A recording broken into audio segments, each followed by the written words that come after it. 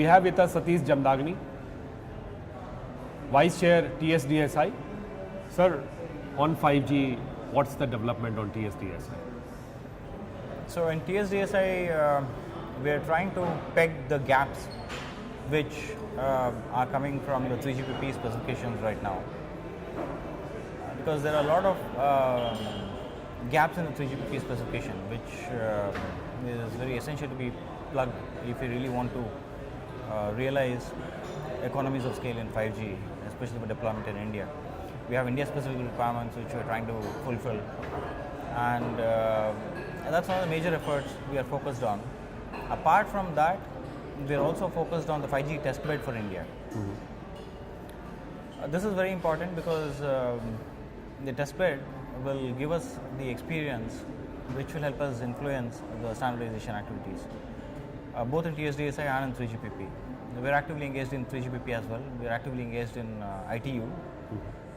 We were successful in taking the India-specific requirements into ITU, especially the what is called as low mobility large cell (LMLC).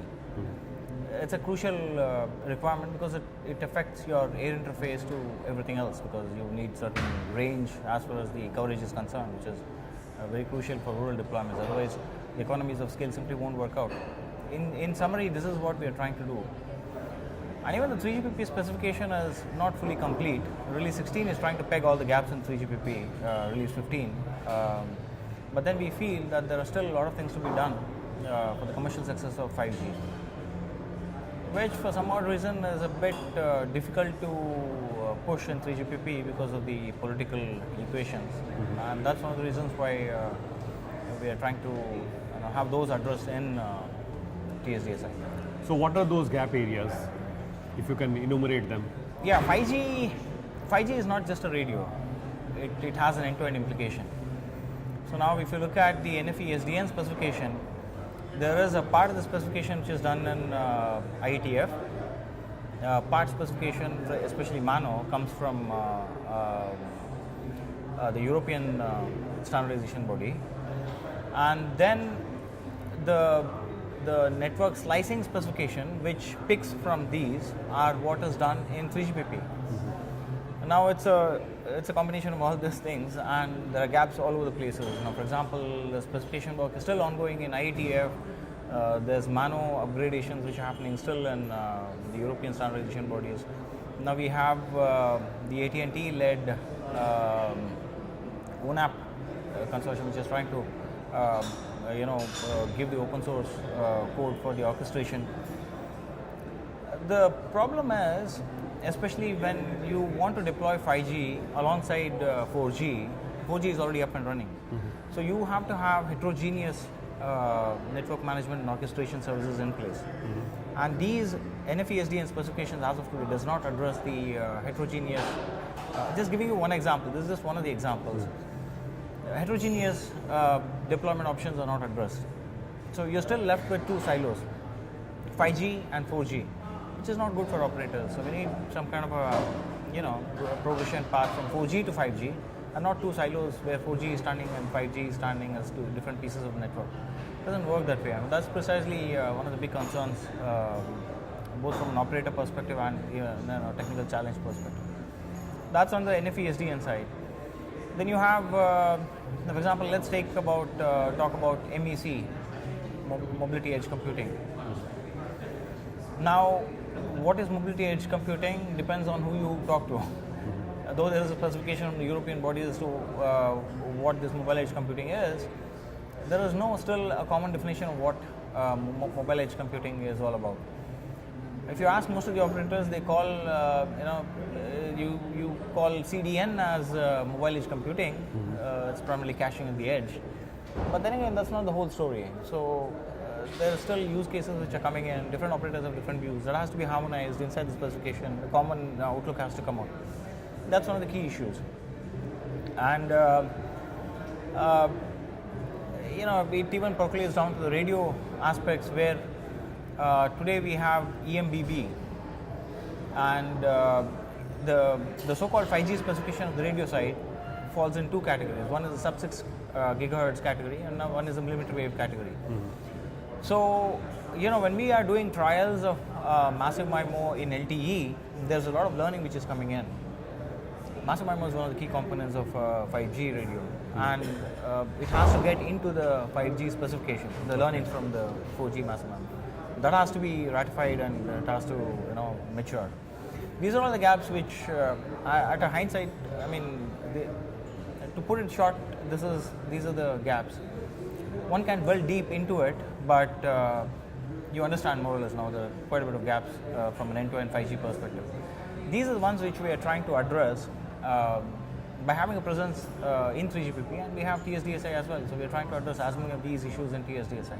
By what time frame are you planning to plug these gaps and move forward? We want to have this ready at least by the third quarter of 2019. Because if there is too much of a gap between standard specification coming in, most of the chipset vendors and the equipment providers are going with release 15 as a base benchmark. And as we discussed, release 15 has a lot of gaps. But if they start rolling out, they need some lead time to start working on the equipment and chipsets coming out. So if we delay specification activities, so there is a subsequent delay in the equipment manufacturers' timelines and the chipsets coming out. So we need to do it ASAP, but so hopefully middle of 2019 we should see all these gaps from an end-to-end perspective addressed. So when do we see release 16 coming from 3GPP? Release 16 timelines are around March, April time frame of 2019. But then there has to be a lot more activities outside of 3GPP as well, as I told you. The MEC definition is coming from the European standardization bodies, and you have bits and pieces of the NFE SDN specification coming in from IETF as well. So that's one of the key things. So first you would be seeing, say, first product coming from any vendor community would be end of 2019. End of 2019, you can start seeing serious trials. Okay. Deployments, I would still be suspicious. Serious trials, in the sense you have, so for example, one city would be covered with 5G cells with the initial users, not necessarily commercial users, but yeah, the trial users. You should start seeing them in end of 2019. Yes. Globally, what we are seeing on 5G is there have been some launches, and majority of them are on the fixed side. When do we see mobile 5G launches coming into picture? So the specifications as of today addresses mobility, but it's mobility is also a matter of coverage. Okay. So fixed is always easy because you can have it in pockets. So fixed is what we will see even in India initially, and then subsequently when the scale of deployment is pretty large, you always have mobility concerns addressed there. So any time frame that you are looking for fixed and mobile in India? So end of 2019 we are still talking about fixed. Okay. Beyond 2019 to end of 2020 you can start looking at mobility use cases. The other big issue with mobility is having form factor devices. Okay. There are issues of battery, there are issues of power. In terms of heating up and stuff like that. It takes one generation of power amplifiers and those RF chains to mature, so that the cost and the heating and the other concerns are taken care of. So I suspect 2020 end is when you start serious deployments of mobility 5G. Before that, I would suspect it will all be fixed deployments.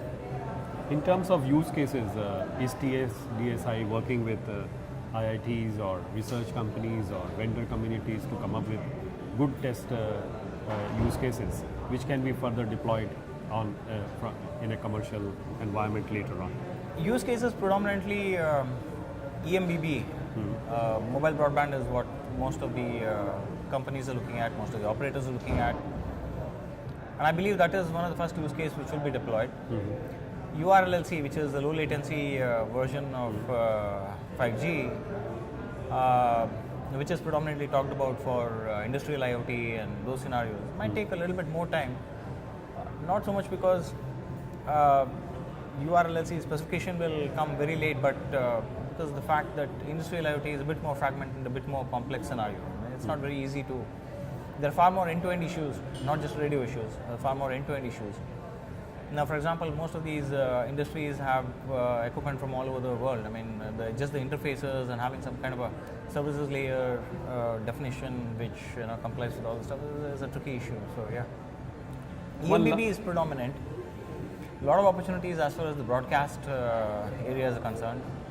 You can see TV on 5G, interactive TV, and those kind of services being deployed first, and subsequently the rest of the other use cases following up.